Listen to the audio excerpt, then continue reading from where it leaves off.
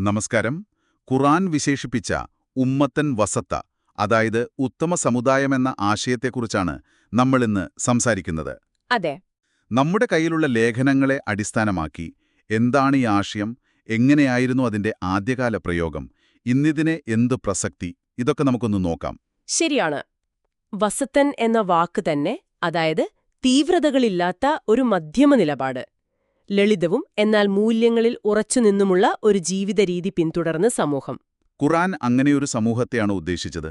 അതെ, പ്രവാചകന്റെ മാതൃക പിന്തുടർന്ന് രൂപപ്പെട്ട ഒരു സമൂഹം.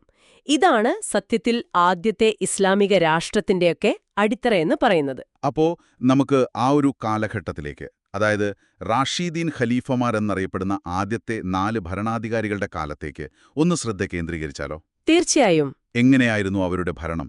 പിന്നെ എന്താണ് സംഭവിച്ചത്? ഈ സമൂഹത്തെ പ്രവാചകൻ വ്യക്തികളെ സംസ്കരിച്ചുകൊണ്ടാണല്ലോ രൂപപ്പെടുത്തിയത്. അതെ അതെ. ഖുർആനിലെ നിയമങ്ങൾ പാലിച്ച് ദൈവഭയത്തോടെ ജീവിച്ചൊരു കൂട്ടം ആളുകൾ. തീർച്ചയായും. ഓരോ വ്യക്തിക്കും ദൈവത്തോടും സമൂഹത്തോടും ചില കടമകളുണ്ട് എന്നതായിരുന്നു അടിസ്ഥാനം. ഒരു ആത്മീയമായ വളർച്ച, അതോടൊപ്പം സാമൂഹികമായ വളർച്ച, ഇതായിരുന്നു ലക്ഷ്യം. ശരി. പ്രവാചകന് ശേഷം വന്ന അബൂബക്കർ, ഉമർ, ഉസ്മാൻ, അലി, ഇവരെയാണ് റാഷീദീങ്ങൾ നേർവഴി നടന്നവരെന്ന് പറയുന്നത്. ആ 4 പേർ. അതെ, ഏകദേശം ഒരു 30 വർഷത്തോളം നീണ്ടുനിന്നു ഇവരുടെ എല്ലാം ഭരണകാലം.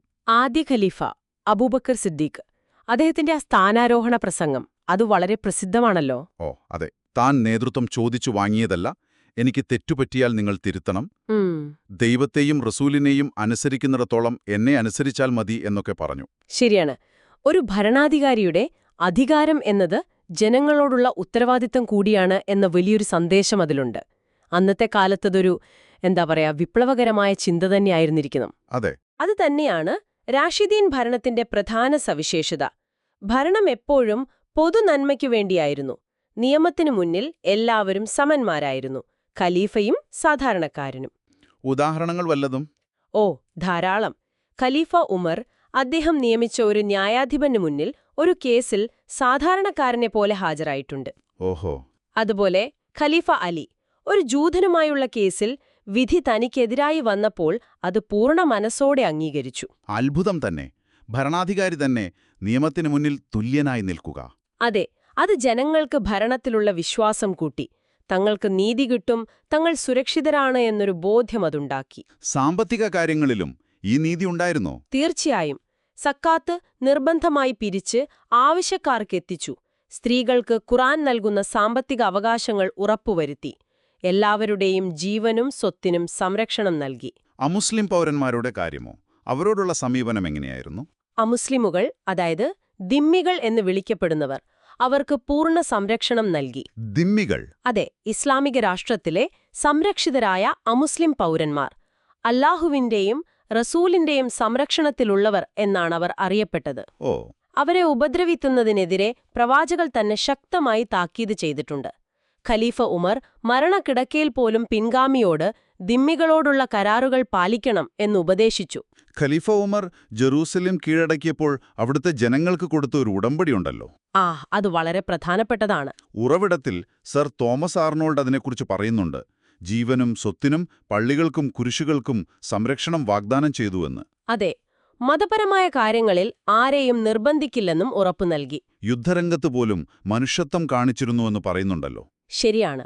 സിറിയയിലേക്ക് സൈന്യത്തെ അയച്ചപ്പോൾ ഖലീഫ അബൂബക്കർ കൊടുത്ത നിർദ്ദേശങ്ങൾ അത് ശ്രദ്ധേയമാണ്.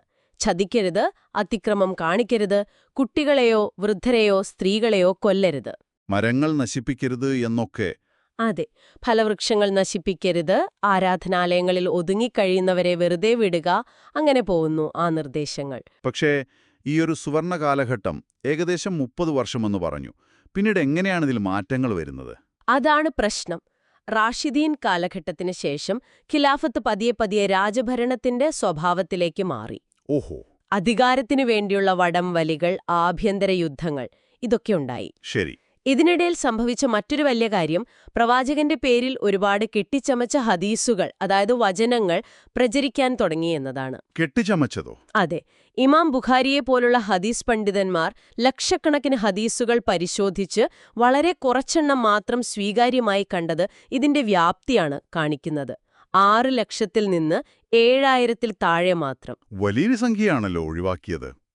ഈ കടന്നുകയറ്റങ്ങൾ പിന്നീട് എങ്ങനെയാണ് ഇസ്ലാമിക നിയമങ്ങളെയും ഖുർആൻ വ്യാഖ്യാനങ്ങളെയും ബാധിച്ചത്? അത് വലിയ പ്രത്യാഘാതങ്ങളുണ്ടാക്കി. ഖുർആന്റെ അടിസ്ഥാന തത്വങ്ങൾക്ക് നിരക്കാത്ത പല കാര്യങ്ങളും പിന്നീട് നിയമങ്ങളായും ആചാരങ്ങളായും മാറി. പണ്ഡിതന്മാർക്കിടയിൽ തന്നെ വലിയ അഭിപ്രായ വ്യത്യാസങ്ങളുണ്ടായി. പുതിയ കാലത്തിനനുസരിച്ച് മതനിയമങ്ങളെ വ്യാഖ്യാനിക്കാനുള്ള ശ്രമങ്ങൾ, അതായത് ഇജ്തിഹാദ്, അതെ, അത് പലപ്പോഴും നിരുത്സാഹപ്പെടുത്തപ്പെട്ടു. ഒരു തരം പൗരോഹിത്യ സ്വഭാവമുള്ള മേധാവിത്വം പതിയെ പിടിമുറുകി. അപ്പോ ഇന്ന് മുസ്ലിങ്ങൾ നേരിടുന്ന പല പ്രശ്നങ്ങൾക്കും ഒരു കാരണം ഈയൊരു അകൽച്ചയാണെന്ന് വാദിക്കാമോ? ഒരു കാരണം അതാവാമെന്ന് ഈ ഉറവിടങ്ങൾ പറയുന്നു. ഖുർആനിന്റെയും യഥാർത്ഥ പ്രവാചക അധ്യാപനങ്ങളുടെയും ആ ഒരു അന്തസത്തയിൽ നിന്നുള്ള അകൽച്ച. ശരിയാണ്. ഖുർആൻ പാരായണം പോലും പലപ്പോഴും അർത്ഥമറിയാതെ ഒരു അധര വ്യായാമം മാത്രമായി മാറുന്നൊരവസ്ഥ അത് കാണുന്നുണ്ട്. ഖലീഫ ഉമറിന്റെ കാലത്തെ ആ ആട്ടിടയനായ കുട്ടിയുടെ കഥ ഓർമ്മ വരുന്നു. ആ തക്കുവയുടെ കഥ. അതെ. ആടിനെ വിൽക്കാൻ പറഞ്ഞപ്പോൾ യജമാനൻ കാണുന്നില്ലല്ലോ എന്ന് കൂട്ടുകാർ പറഞ്ഞു. പക്ഷെ അവന്റെ മറുപടി, എന്നെയും നിങ്ങളെയും കാണുന്ന വലിയ യജമാനനെ, അല്ലാഹുവിനെ എങ്ങനെ വഞ്ചിക്കും എന്നായിരുന്നു. അതെ, ആ ഒരു ദൈവഭയം, ആ ഒരു ബോധ്യം അതിന് എത്രത്തോളം ഉണ്ട് എന്നത് ചിന്തിക്കേണ്ട കാര്യമാണ്. തീർച്ചയായും. അതുകൊണ്ട് തന്നെ ഇസ്ലാമിന്റെ പേരിൽ പിന്നീട് വന്നുകൂടിയ അതിന്റെ അടിസ്ഥാനങ്ങൾക്ക് നിരക്കാത്ത കാര്യങ്ങൾ തിരിച്ചറിഞ്ഞ് നീക്കം ചെയ്യേണ്ടത് അത്യാവശ്യമാണെന്നാണ് ഈ ഉറവിടങ്ങൾ പറയുന്നത്. അപ്പോൾ ഒരു ശുദ്ധീകരണം ആവശ്യമാണെന്നാണോ? ഒരു തരത്തിലതെ. ഹദീസുകൾ, ഫിഖ്, ഖുർആൻ വ്യാഖ്യാനങ്ങൾ, ഇതിന്റെയൊക്കെ സൂക്ഷ്മമായ ശാസ്ത്രീയമായ ഒരു പുനർവായന ആവശ്യമുണ്ട്. ചില അറബ് പാരമ്പര്യങ്ങളെ പ്രവാചകചര്യയായി തെറ്റിദ്ധരിക്കുന്നതിനെക്കുറിച്ചും പറയുന്നുണ്ടല്ലോ. അതെ, അതും ഒരു പ്രധാന കാര്യമാണ്. സംസ്കാരവും മതവും തമ്മിൽ വേർതിരിച്ചറിയണം. റാഷിദീൻ കാലഘട്ടത്തിലെ ആ ഒരു ലാളിത്യം, നീതി, ആത്മീയ ഉണർവ് അത് വീണ്ടെടുക്കാൻ ഉപരിപ്ലവമായ മാറ്റങ്ങൾ മാത്രം പോരാ. അപ്പോ നമ്മൾ ഈ ചർച്ച ചെയ്തതിൽ നിന്ന് വ്യക്തമാവുന്നത് ഉമ്മത്തൻ വസത്ത എന്നത് നീതി, സമത്വം, ദൈവഭയം എന്നിവയിലൂന്നിയ ഒരു ആദർശ സമൂഹത്തെക്കുറിച്ചുള്ള കാഴ്ചപ്പാടാണ്. റാഷിദീൻ ഖിലാഫത്ത് അതിന്റെ ഒരു പ്രായോഗിക മാതൃകയും കാണിച്ചു തന്നു. അതെ, ശരിയാണ്. എന്നാൽ കാലം കഴിഞ്ഞപ്പോൾ ആദർശങ്ങളിൽ നിന്ന് വ്യതിചലനങ്ങളുണ്ടായി. ഖുർആനിന്റെ അടിസ്ഥാന തത്വങ്ങളിലേക്ക് തിരിച്ചുപോകേണ്ടതിന്റെയും പിൽക്കാലത്ത് കൂട്ടിച്ചേർക്കപ്പെട്ട കാര്യങ്ങളെ വിമർശനാത്മകമായി പരിശോധിക്കേണ്ടതിന്റെയും ആവശ്യകതയാണ് ഈ ഉറവിടങ്ങൾ പ്രധാനമായും ഊന്നിപ്പറയുന്നത്. തീർച്ചയായും ഒരു പുനർവിചിന്തനം ആവശ്യമാണെന്ന് തോന്നുന്നു. അപ്പോൾ കേൾക്കുന്നവർക്കായി ഒരു ചോദ്യം ബാക്കി വെക്കാം, അല്ലേ? നല്ലതാണ്. 1400 വർഷങ്ങൾക്ക് മുമ്പുണ്ടായിരുന്ന ആ ഭരണതത്വങ്ങളും സാമൂഹിക ചിന്തകളും ഇന്നത്തെ ഈ ആധുനിക ലോകത്ത് എത്രത്തോളം പ്രസക്തമാണ്? അതിലെ അടിസ്ഥാന മൂല്യങ്ങൾ, ആ നീതിയും സമത്വവുമൊക്കെ നിലനിർത്തിക്കൊണ്ടുതന്നെ ഇന്നത്തെ കാലത്തിനനുസരിച്ച് എന്ത് മാറ്റങ്ങൾ സാധ്യമാകും? ഇതൊരു പക്ഷേ നിങ്ങൾ സ്വയം ആലോചിക്കേണ്ട ഒരു കാര്യമാണ്.